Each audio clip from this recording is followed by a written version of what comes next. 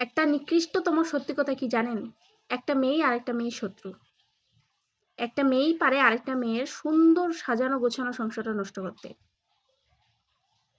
তাদের নিজস্ব বয়ফ্রেন্ড, নিজস্ব হাসব্যান্ড থাকার পরও অন্যের সংসার, অন্যের বয়ফ্রেন্ড, অন্যের হাসব্যান্ডকে খুব ভালো লাগে।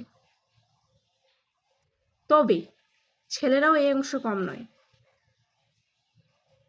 একটা ছেলেই ফের আরেকটা ছেলের সংসার ভাঙে। নিজের বউ ছাড়া অন্যের বউকে ভালো লাগে, অন্যের গার্লফ্রেন্ডকে ভালো লাগে।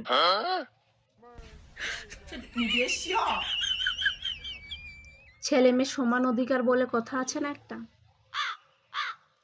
কোনো পাশ দিয়ে ছেলে মেয়ে সমান অধিকার পাকতে না পাক, এই পাশে পাইছে সমান অধিকার। মেয়ে বলতেছে আমি সংসার নষ্ট করব একটা আরেকটা মেয়ে। ছেলে করছে আমি কেন কম থাকবো, আমিও নষ্ট করব আমার বন্ধুর সংসার।